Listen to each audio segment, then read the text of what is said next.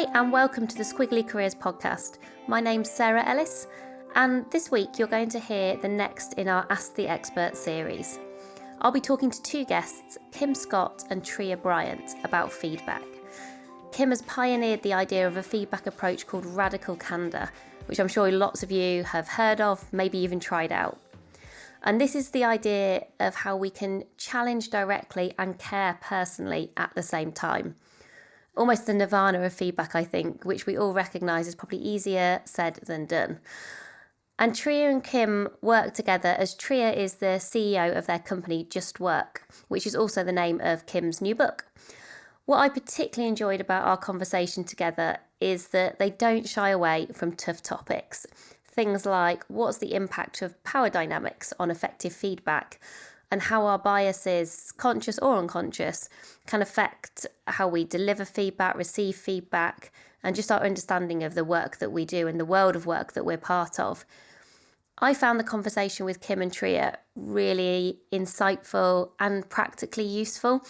And I think that's because they are a great combination of well thought through, really credible research, but also backed up by lots of practical experience based on the organisations that they've worked in as practitioners, and also the work that they now do with lots of different companies to apply their work and their thinking.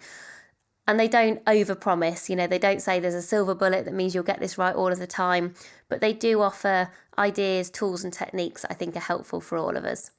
So I hope you enjoy the conversation and I'll be back at the end to say bye.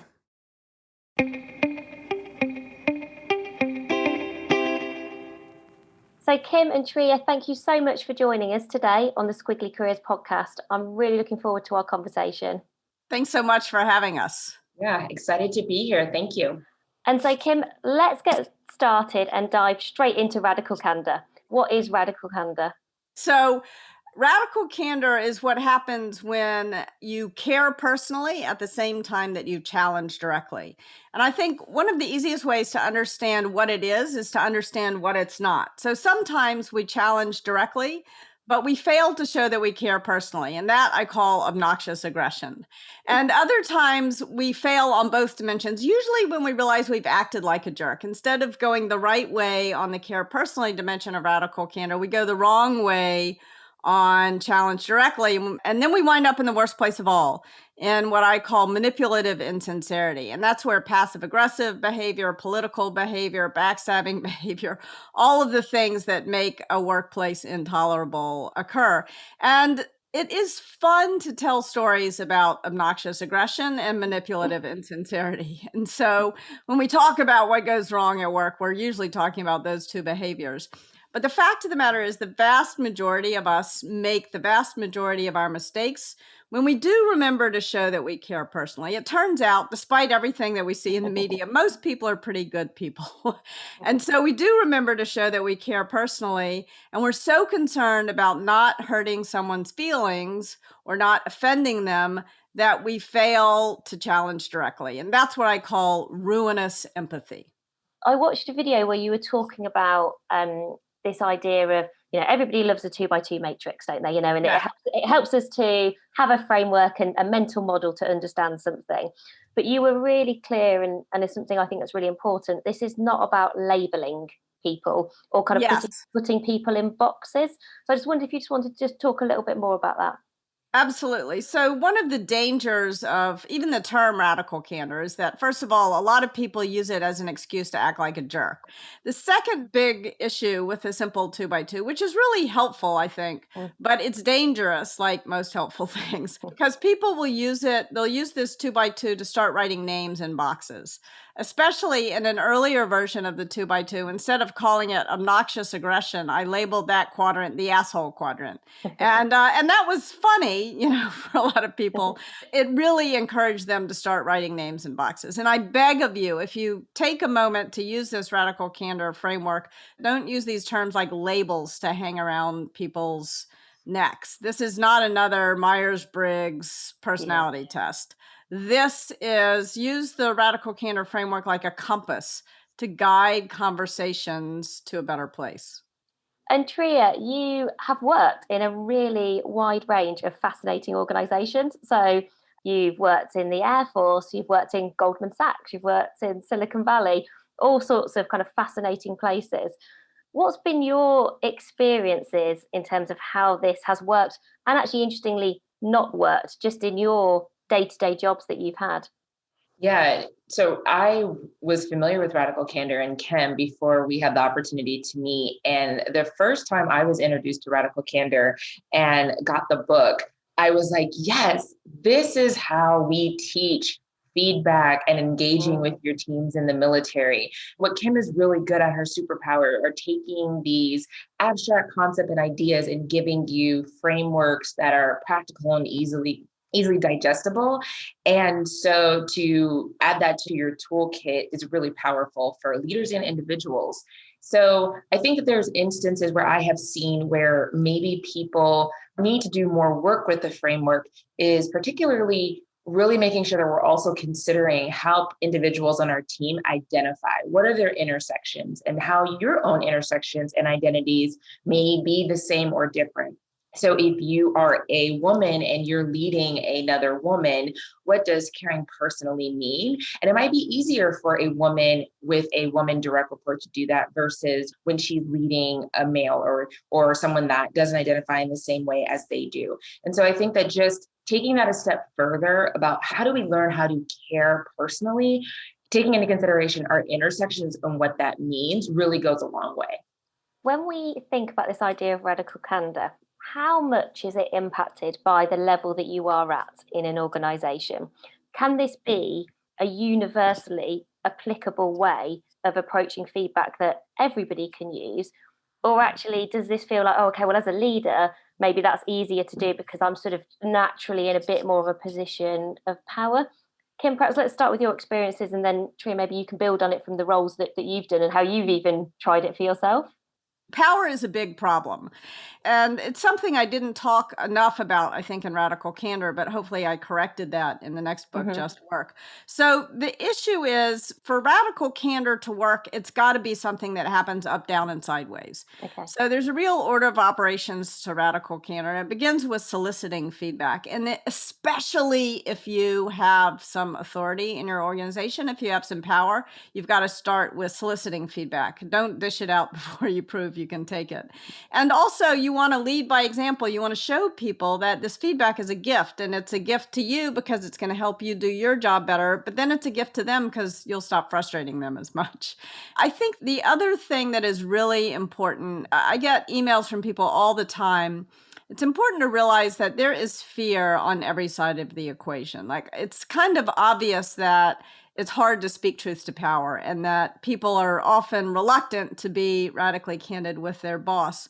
One of the things that surprised me a little bit after I published a book was how many leaders wrote in. They were just as afraid of their employees as their employees were of them. And so I think that it's useful to remember that if you have power, you need to understand that you have power, and you need to be very intentional about laying it down, because the whole Radical Candor works when we develop a relationship, a human relationship. And the relationship between a boss and an employee is different from other. It's not a friendship. It's usually not familial. It better not be a romance.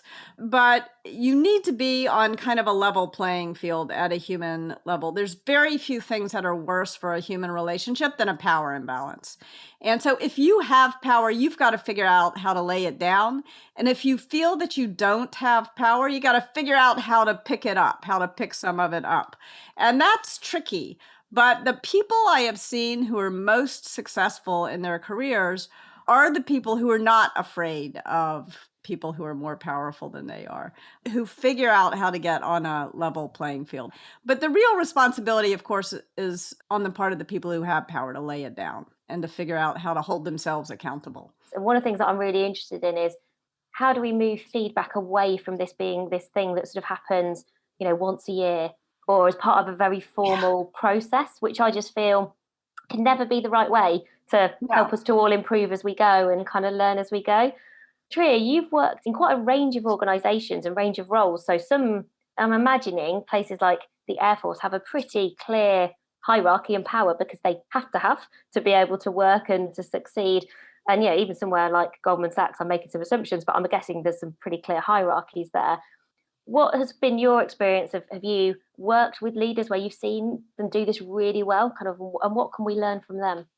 There is a difference, right? Organizations and leaders have to understand that there's a difference between a review process for documentation to leverage in people processes for promotion or compensation versus how are we really allowing our employees to get consistent feedback throughout the year. And sometimes organizations conflate them and say, yeah, we do a 360 review once a year, but having that review and documenting it is different. Because a lot of times you'll get something in a 360 review, and how long does it take the people or HR team to process it? Usually 30 to 45 days, right? And some of that can be stale. And also some of the feedback you can action very quickly. And so then it's, well, what am I going to work on for the rest of the 11 months of the year? And so how do we build a workplace where you treat people with dignity and respect, and you're fostering that culture of trust so that people want to give feedback? But you also said something about not only giving the feedback, but leaders also have to then action the feedback and circle back, right? And so it is that full circle that you just continue to iterate on, and you have to lead by example of doing that. A couple of things that I learned in the military, it was really interesting. One time I had a colonel who was a white male sit me down and give me some really incredible feedback that I needed to hear. But I was already 4 years into my military career as an officer. And I said, sir, I really appreciate this, but I don't know why no one's ever said this. And this is like pretty obvious stuff. And he said, well, Trier, he's like, to be honest with you, you're kind of intimidating. And I said, okay. And he was like, so you're going to have to tell people that you want feedback before they're ready to give it. That really just changed my interactions with almost everybody, my team, people that I collaborated with. We would go into a meeting, and as I was saying, we were meeting a new team that we were working with. Hey, just want everyone to know, I really value feedback. And I've also gotten feedback that I'm good at actioning feedback real time. And that's also what you want me to continue to do well. And hey, Trier, that's a great job. That's how you send an email on the updates. Continue to do that. Or hey, here's areas of improvement or development. And I listen to the feedback, and then I say, great, I'd love to circle back with you in a week, a couple of days, 2 weeks, and just to check in on how I'm doing. And so continuing to build that muscle so that we continue to do all those steps within that feedback process. And so feedback is hard, right? I don't work with many organizations who I think would say to me, and I work with some brilliant organizations, but I don't think many of them would say, do you know what? The thing that we are brilliant at is feedback, is giving each other really open, caring personally, challenging directly feedback. I think most companies would say, this is still a real challenge for us. There's probably other things that they're better at. So what is still getting in the way? What are the biggest barriers that you've learned about? And actually you start to explore, I think, these more specifically in Just Work. Yeah, I think it is going back to that caring personally, but always also on an individual level. I think that some individuals, even though I know they have tried to implement radical candor, are like, okay, caring means I'm going to ask you how you're doing at the beginning of a one-on-one. And some people that may matter, and some people it may not. Some, say, hey, caring is I'm going to celebrate everyone's birthday on the team and recognize that, right? And some people really like that. And other people are like, I could care less. And so I think where leaders can really start to build that rapport, so that you have to cultivate that culture and that rapport first, and then, challenge directly. But how do you do that individually for each person? And it may be different for each person. There are some people that you need to show that caring personally in a very public way. And some of them, it's more private or personal. It could be leaving a Post-it note on someone's desk. It could be shouting them out in a meeting, right? I remember at Twitter, it was part of the culture to shout out and acknowledge your teams on Twitter in a very public way. Employees and non-Twitter employees would retweet and likes and make comments.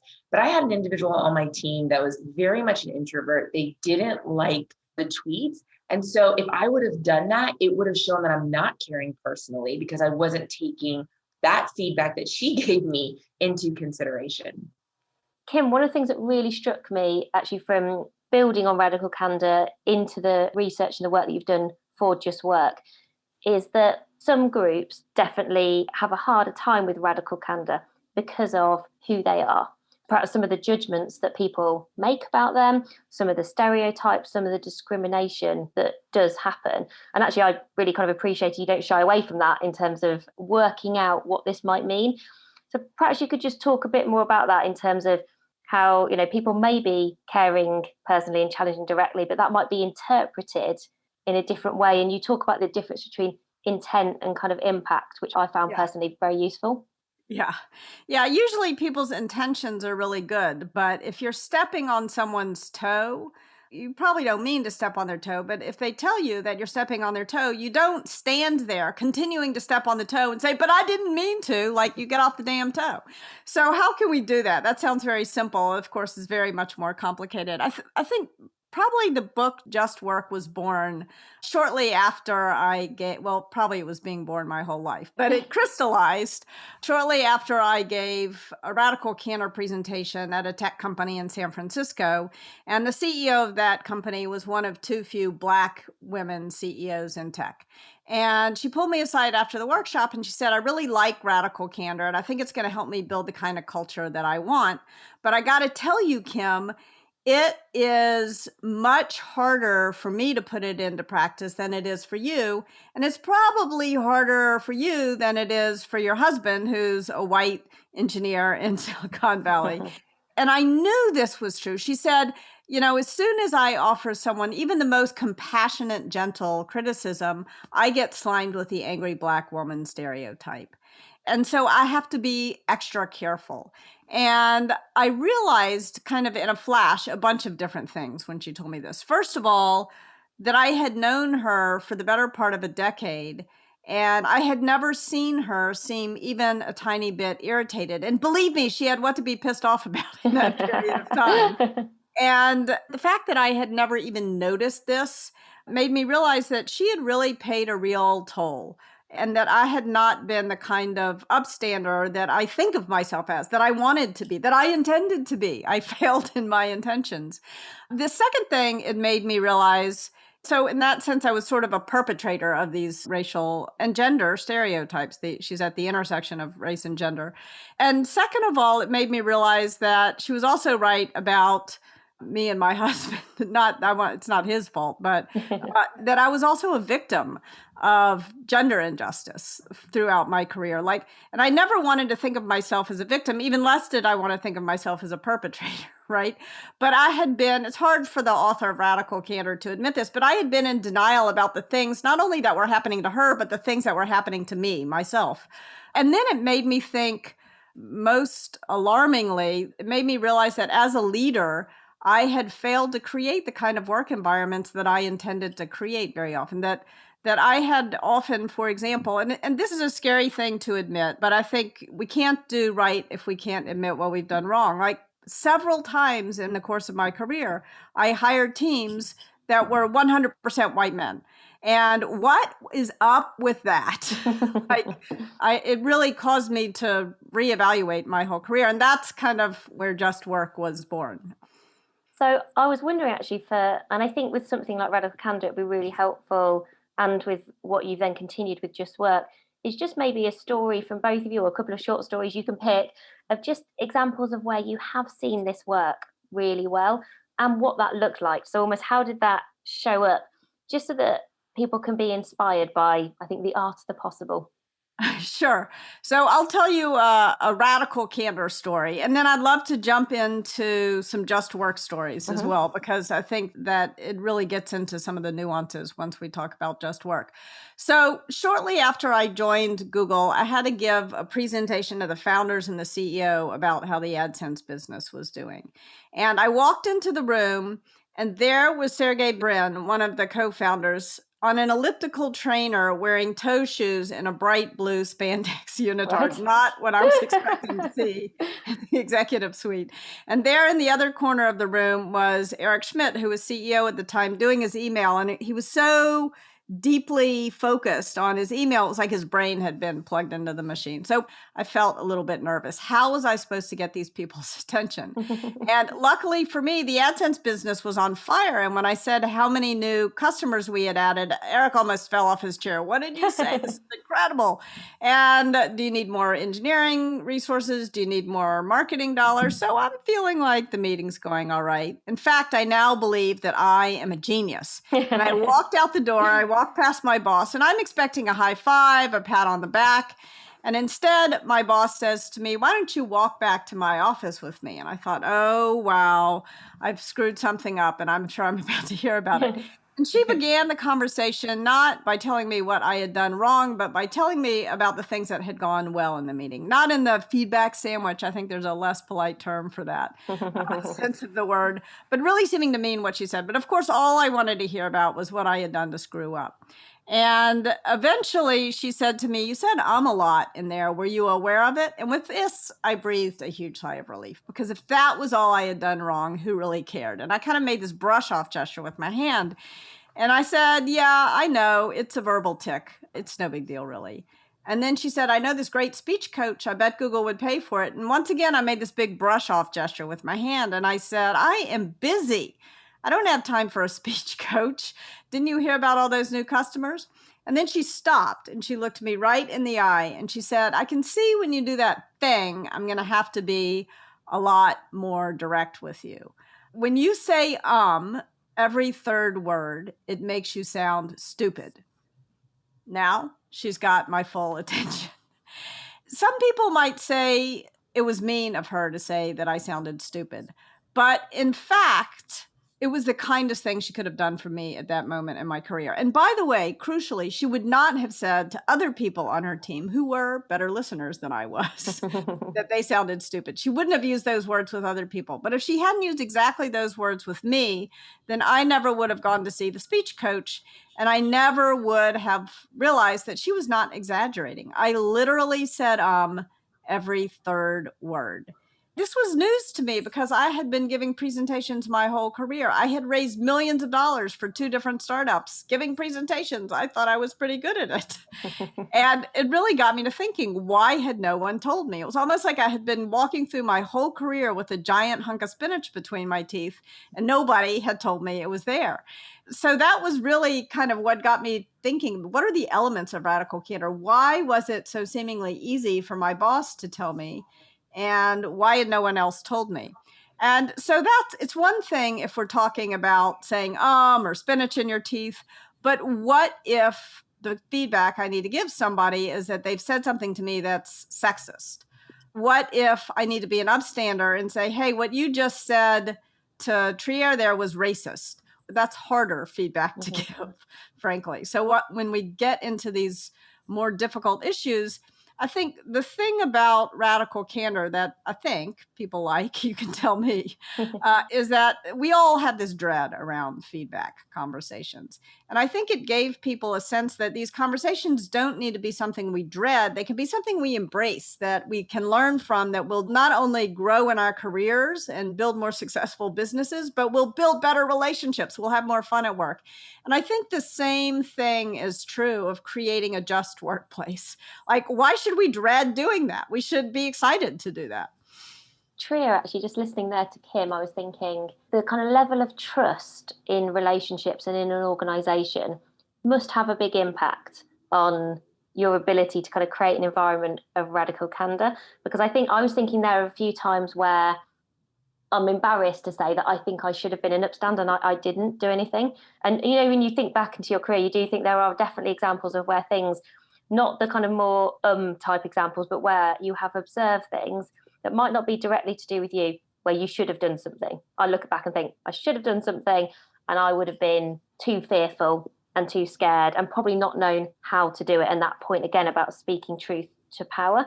And do you think within the organizations that you've both been in and the ones that you now work with and advise and consult with, how do companies create this environment where you do feel supported to have those conversations? Is it trust that comes from the top? Is it really kind of investing in your managers so that managers really understand feedback? where would you almost advise an organization to start? Because it's a big challenge. I think lots of people recognize the challenge, but then are just not sure and are probably quite scared of the challenge, I suspect, at the same time, and just think, where do I start? What would I practically start thinking about, maybe around a board table, for example? We have to start with naming it. To your point, oh, bystander, adding that to your vocabulary, adding, being an advocate to your vocabulary. If we don't have the words to name it, then how can you solve it, right? And that is what makes Just Work, the framework in the book, so powerful. So, when we're talking about these workplace injustices, and again, this is Kim's superpower of taking these abstract things that we know are happening, we're observing them, we find ourselves in these situations and we default to silence because we don't know what to say. We don't know what to do. We don't know exactly what we're experiencing. And so in the book, Kim talks about just detangling these different ideas and really giving you these simple concepts. And that's where she starts talking about the bias, prejudice, and bullying with the simple definitions of not meaning it, and being mean. And so the first time when I read that, I heard that and I was like, that's exactly what it is, right? And you can just very easily and quickly put your experiences in there. And then from that, what do you do in those moments? And, then she talks about, the I statement, the it statement, and the you statement. And so, in that moment where it might be bias, how can you use an I statement to invite someone in? Because they don't mean it, but you want to invite them in and let them know like how it makes you feel about it, right? And so going back to just hearing some of our stories, Kim tells a really good bias story and a really powerful I statement of inviting someone in. And when you hear it, and then you hear the response that in that moment she didn't say it, but then later on she did, you're just like, of course that's what you should have said. Of course that's how you could respond. But organizations have to give their employees the framework and the language to name it, and then to cultivate a culture of trust to make sure that we are in an environment of not only trust, but action to put those things into practice. I think that one of the things about that bias, prejudice, bullying, that simple framework, is that very often we're in denial about what's going on. We want to pretend, at least I, for much of my career, wanted to pretend that the whole problem was unconscious bias, and nobody really meant it. But the problem is sometimes people do mean it. Sometimes people really do have a prejudice. And other times people are bullying you. They don't have any belief at all, but they're just acting like jerks.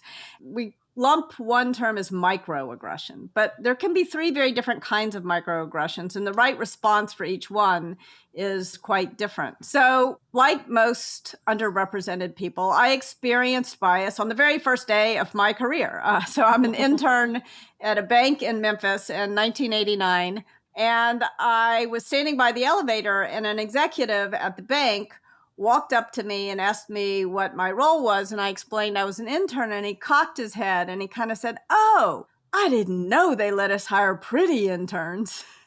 So I'm 18. I don't know what to say, but I also know that he didn't mean it. Like, he had started this internship program to hire more women at the bank. He didn't have a belief that they shouldn't hire women. He didn't fundamentally have the belief that, and I also knew this man was not a jerk. He was not trying to be mean to me. He was not trying to drive me away. In fact, he was trying to recruit me. He had no idea how his words impacted me. And his words had a gigantic impact on me, because I decided in that moment that I would not work at that bank. And in fact, I would not work in my hometown. So because I needed to go to a place I thought that had a better attitude, then I landed in Silicon Valley, which has its own set of problems. Wherever you go, there you are. But his words had the impact of exiling me from my home. So that was one issue. The second issue, of course, was that I didn't know what to say. And who can blame me? I was 18, picture me, I'm standing there, I got my shoulder pads on, I got my wings going on. Fast forward 30 years. Now I'm the author of Radical Candor. I am supposed to know what to say in these situations. And I still can't think of what I should have said. So I put it out there on social media, and I got a lot of funny responses from people, including my dad, who said, "You should have told him to eat shit and die." Not probably the most effective response. But a man who I'm on the board of directors with pulled me aside after the board meeting, and he said, "Thank you for telling that story, because I'm sure I've said things like that to women who I've worked with. And you helped me understand how my words were landing, and I'll never do it again. So first of all, thank you. And then he said, I'll tell you what you could have said to me that would have stopped me in my tracks. What you could have said to me was, I don't think I can work here when you referred to me as pretty girl because it makes me think you'll never take me seriously. Of course, that's what I should have said. So easy after the fact, isn't it? Yeah. 30 years after. But the thing that I learned from that incident was severalfold. One is that we have such dread about talking about this stuff. But when I talked about it, I learned something from a person who had done the same thing to me. So I learned something, he learned something, our relationship got better. I liked him a little better. It was not painful. It was a fun conversation. Like, we can have these conversations and they can be productive, and actually not only productive, they can give meaning to our work and our relationships. I guess actually I was wondering whether to finish, perhaps we do 2 bits of advice. Maybe I ask you both for a bit of advice based on organizations and individuals who are listening who want to apply and adopt the approaches that you talk about in Radical Candor and Just Work. So I know one bit of advice is really hard on that, but within kind of very much your world. And then we'll also do a bit of more general career advice that you would pass on to our listeners, because we do that with all of our guests. So it's nice to keep that tradition. But Kim, perhaps starting with you, and you must get asked this a lot, but when you're thinking about Radical Candor and then the work that you've done for Just Work, what is the kind of starting bit of advice for organizations? I think the most important thing, I'm going to say this to individuals, and organizations should realize their individuals are doing this. Locate the exit nearest you. I think very often in my career, I didn't challenge things that were broken because I felt trapped. And I felt, in fact, more trapped than I was. So if I had looked around and understood what my options were if I decided to quit, then I would have been bolder about challenging the things that were broken. And ironically, I would have been less likely to quit. So, and if you're leading the organization, don't forget that people can quit. People are looking for their nearest exit, and they're going to leave. Maybe you have a great company, but maybe you have some bad managers, you have some bad leaders. And so unless you create the kinds of checks and balances in your organization that allow people to speak truth to power, they're just going to leave. Trier, how about yourself? When it comes to doing this work, I truly believe that empathy is the catalyst for change. And to lead with empathy and then ask questions from a place of learning instead of ego. And when you do cause harm, I think that the line that just goes so far that someone actually said to me, and it was so powerful, was I gave someone feedback for something that they had said that I thought was offensive. And they said, I'm listening. Tell me more. It was so inviting, and it was very clear that whatever, I was going to share with them in that learning moment, that they were willing to listen and willing to change their behavior, and they were opening that door. And then Kim and Trier, both of you, just to finish today's interview, which has been brilliant, and really appreciate your time. General career advice that you would give to our listeners. It could be advice that you've been given that's really stuck with you, or just something that you kind of say to yourself that has kind of stood you in good stead throughout your squiggly careers. Trier, do you want to go first? Yeah, so I think one of the best pieces of advice that I've gotten is the 3 types of mentors you should have. And I got this from a mentor who is like, Trier, I can't be your mentor for everything. And so, she said, Trier, you need to have a technical mentor. And that is someone that is a technical expert of whatever it is that you're doing. So you can go to them and get advice on the actual technical part of your work. 2, you need to have a mentor that is where you want to be, right? So what is your goal? Where do you want to be in 5, 10, 15 years? Success leaves clues. Find someone who's already there. And it doesn't mean that their path has to be your path, but success leaves clues. And so learn from that. And then the 3rd part that she said was, you need to have mentors that identify in the ways that you identify. So for me, I have mentors that are women. I have mentors that are Black, but I also have mentors that are Black women, or that have been in the military or transitioned from finance into tech. And that's so that when you do have moments where you need guidance in a specific thing and you're interested to understand if it's due to your intersections, you can go to someone and ask them. Because I've had moments where I've needed to go to a woman and say, hey, I think that this is happening because I'm a woman, right? And that woman was like, actually, Trier, no, you were wrong in that situation. And this is why. It had nothing to do with gender. But if a man had given me that feedback, I would not have received it the same way. And so that has really served me well to have folks that identify in the way that I do, and then I can lean on them for their perspective of, unique situations to where I live at my intersections. And then Kim, just to finish today's episode, your best piece of career advice. Don't default to silence. I think there are so many reasons why we do default to silence. It's that default to silence that gets in the way of both radical candor and just work. So learn what your choices are to speak up. I actually don't want to put too much pressure on people.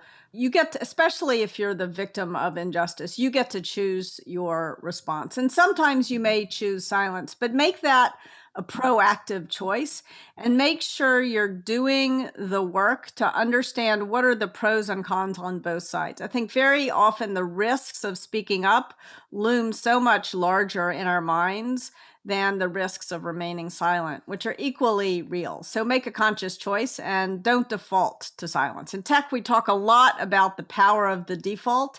And if you just default to silence, you wind up giving your agency away.